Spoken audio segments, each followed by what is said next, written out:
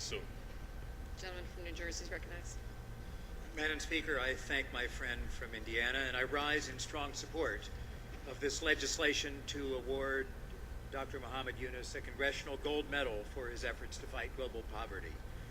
This bill already has passed by unanimous consent in the other body, and I'm pleased to have introduced the House version of this bill, which garnered 297 bipartisan co-sponsors, an indication of the remarkable impact of Dr. Yunus's work. Muhammad Yunus is widely known as the banker to the poor and is one of the world's great humanitarians and an economic genius. In 1974, as Bangladesh was struggling with a terrible famine, this professor of economics led his students out of the classroom and into a village nearby. There they discovered that impoverished people could not get ahead because of the oppressive business practices of moneylenders who exploited their poverty and desperation. With just $27, as we've heard today, of his own money, Professor Yunus liberated 42 victims of these unfair practices from their debt burdens. And from that first experience, with the power of a small amount of money, Professor Yunus developed the concept of microcredit. With just a few dollars to work with, the poor are able to become entrepreneurs. They sell vegetables or clothing or handmade goods and other products in order to slowly generate and accumulate profits. Or they devise clever service industries with a cell phone or a computer that they can buy with their microloan.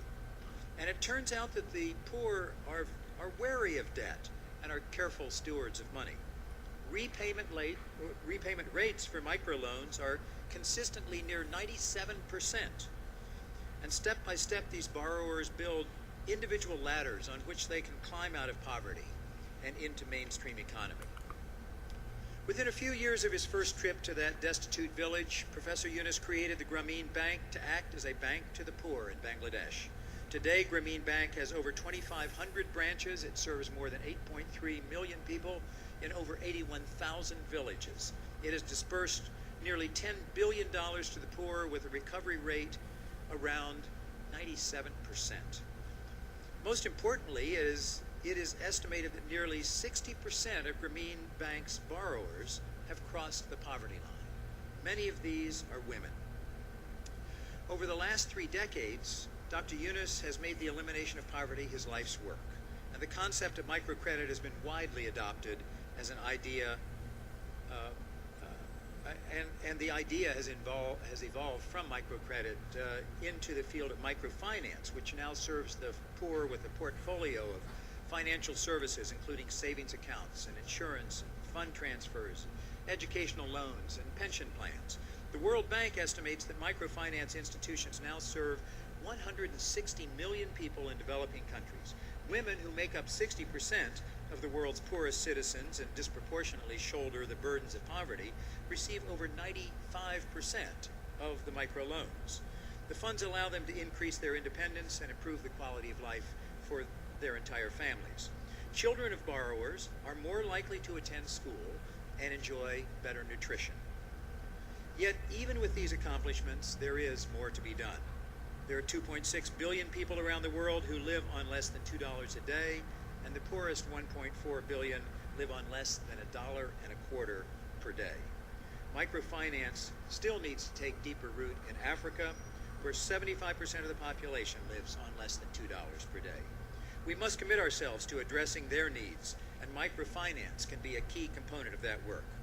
Muhammad Yunus and those who have followed in his footsteps have made it possible for the working poor to transform themselves into an entrepreneurial middle class, and for beggars to become business people.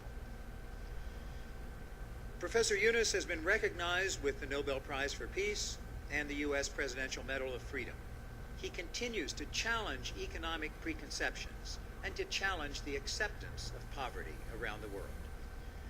We, with this, further honor his achievements and his extraordinary vision of making poverty, as he spoke in Oslo, a concept that future generations may understand only by visiting a museum.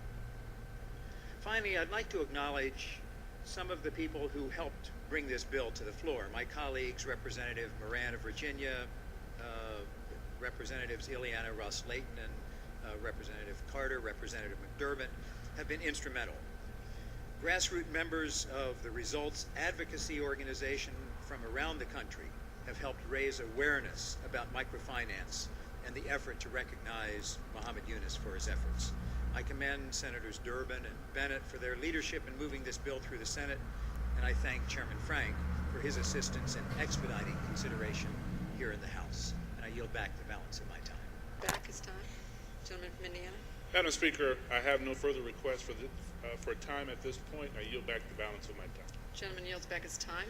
The question is, will the House suspend the rules and pass Senate 846? Those in favor say aye. Those opposed, no.